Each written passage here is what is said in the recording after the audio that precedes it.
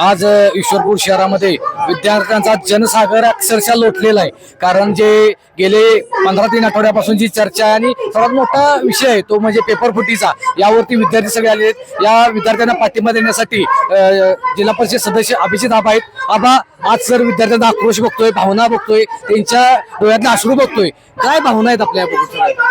हे आजचा मोर्चा, आजचं आंदोलन हे विद्यार्थ्यांनी स्वयंपूर्ण स्वतःहून ठरवून आजचं आंदोलन केलेलं आहे.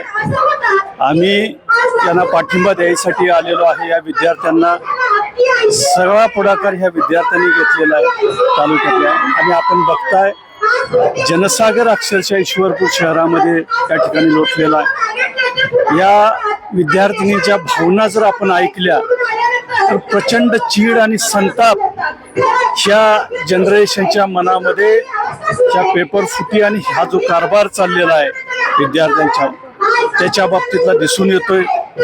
मुलीच बोलायला लागले आणि अक्षरशः त्यांची तीव्रता एवढी आहे की याच्यावरून आपल्याला अंदाज येतोय की देशातल्या ह्या सगळ्या युवकांची, या सगळ्या विद्यार्थ्यांची भावना काय.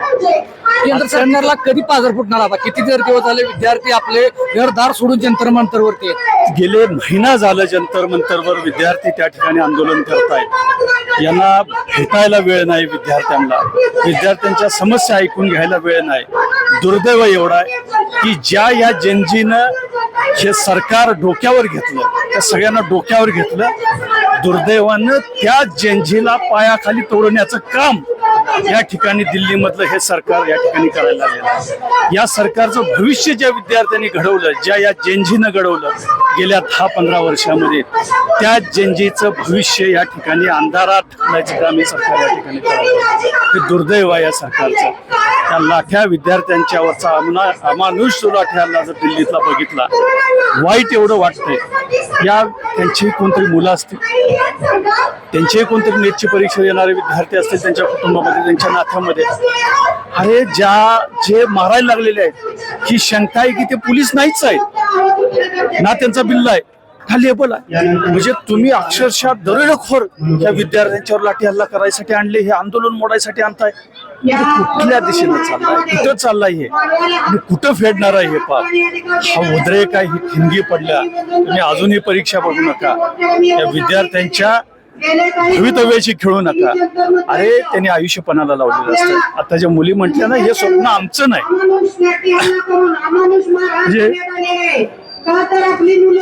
अक्षरशः भावनावशी व्हायचा विषय आहे. आणि ही खंत आहे की पालकांचंही स्वप्न, कुटुंबाचं स्वप्न आहे. दुर्दैवाने त्या विद्यार्थ्यांचं आयुष्य आवाज देशोधैर लागले. आपल्या भावना, आपल्या डोळ्याचे अश्रू दिसत आहेत. काय आई वडिलांच्या भावना असतील? कारण रेझोनेटी करून मुलांना अकॅडमीला पैसे पाठवतात आणि काहीतरी कवडीमोल पैशासाठी पेपर फुटतो.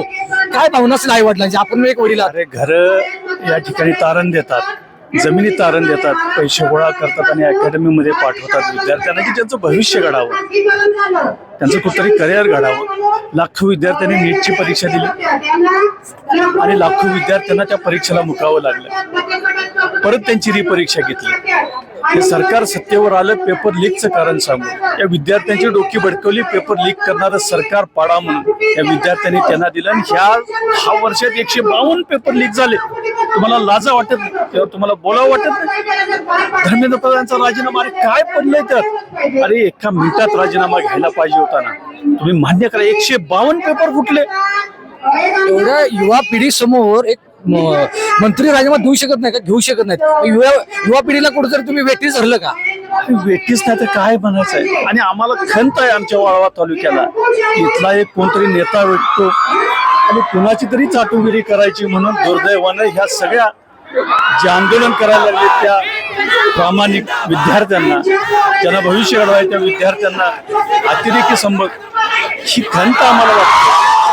जो क्रांतिसिंह नाना पटनाचं नाव घेतो भाषणामध्ये, तोच जर ह्या विद्यार्थ्यांना आतंकवादी म्हणत असतील तर क्रांतिसिंह नाना पाटील आज असतील ह्याच्या पहिल्या पायात पत्र्या ठोकल्या असत्या त्यांनी, आणि मग ह्या बाकीच्या सरकारला बघितलं असेल. दुर्दैव आहे आमच्या तालुक्याचा. थोडक्यात शेवटचा प्रश्न, काय मागणी असेल तुमची वैयक्तिक? आपण शिवसेनेचं नेतृत्व करताय जिल्ह्याचं. शिवसेनेनं पहिल्यापासून या आंदोलनाला पाठिंबा दिलेला आहे. आंदोलनाला पाठिंबा म्हणजे शिवसेना समाजकारण करणारी संघटना. मुंबईमध्ये काल तिरंगा रॅली शिवसेनेनं घेतली. आमची एवढीच मागणी, विद्यार्थ्यांची जी मागणी आहे ती मान्य करा, पूर्ण करा. या कुणाची राजकीय पक्षाची मागणी नाही. राजकीय पक्ष तर विद्यार्थ्यांच्या बाजूनच आहेत सगळे. त्यांची मागणी आहे की या सिस्टीम मध्ये जो दोषी आहे, जो याचा चीप आहे, एक प्रातिनिधिक स्वरूपात तो शिक्षण मंत्री म्हणून देशाचा त्यानं राजीनामा द्यावा. यानं पेपर लीक केलाय आणि लाखो विद्यार्थ्यांचं भविष्य यानं अंतरावर ढकललंय. त्या धर्मेंद्र प्रधानांनी राजीनामा द्यावा ही विद्यार्थ्यांची मागणी आहे. तीच आमची मागणी आहे. पहिला त्यांचा राजीनामा द्यावा. संसदेत चर्चेला ह्यांना वेळ नाही. मोदी साहेब पंतप्रधान दुर्दैवानं संसदेच्या मागच्या दाराने निघून जातात. संसद स्थगित केली जाते हे विषय निघाले म्हणून. हे दुर्दैव आहे या देशाचं. देश हे जग शिक्षणाच्या बाबतीत क्रांती करायला लागलाय ना, आपला देश मात्र शिक्षणाच्या बाबतीत कुठेतरी आपल्या इतिहासामध्ये पाठीमागे निघालाय का पूर्वी, अशी अवस्था या ठिकाणी निर्माण झालेली आहे. वाईट एवढंच वाटतंय की देशाच्या कुठल्याही सत्ताधाऱ्याने याच्यावर बोलायचे, फक्त ह्यामध्ये कुठले मुद्दे पुढे आणून हे आंदोलन भरकटता येतंय का? मग आतंकवादी संबोधायचं, फार पाकिस्तान मधनं ह्यांना पुरवठा होतोय. अरे तुम्ही करता, झोपलाय का तुम्ही? सरकार तुमचं, केंद्रात तुमचं, सगळ्या बॉर्डरवरचे सरकार तुमचे, झोपलाय? अरे जेवण वाईट लाजा वाटल्या पाहिजेत. ह्यांना मेट्रो बंद करता दिल्लीचे, तुम्ही दिल्लीतले हॉटेल्स बंद करता, विद्यार्थी उपाशी मारायचे तुम्हाला या सगळ्यांना. पदरचे पैसे घालून देशाच्या कानाकोपऱ्यात हे विद्यार्थी आले आणि तुम्ही त्यांना कुठलीही प्राथमिक सुविधा, बेसिक सुविधा मिळवण्याचा प्रयत्न करता. आणि कुठं फेडणार आहे पाक? आजच्या या जगातल्या अनेक हुकुमशाही नेस्तनाबूत झाल्या, काळाच्या ओघात नेस्तनाबूत झाल्या. तुम्ही ताम्रपट घेऊन आलेला नाही. ही जी जैनजी त्यांनी तुम्हाला डोक्यावर घेतलं, ती तुम्ही आज जसं त्यांना पायाखाली तोडवायला लागलाय, ती जैनजी तुम्हाला उद्या पायाखाली तोडवल्याशिवाय राहणार नाही. वेळीच सावध व्हा, वेळीच काय निर्णय घ्या चांगले, आणि ह्या जैनजीचं ऐका, एवढीच तुम्हाला नम्र विनंती आहे या निमित्तानं.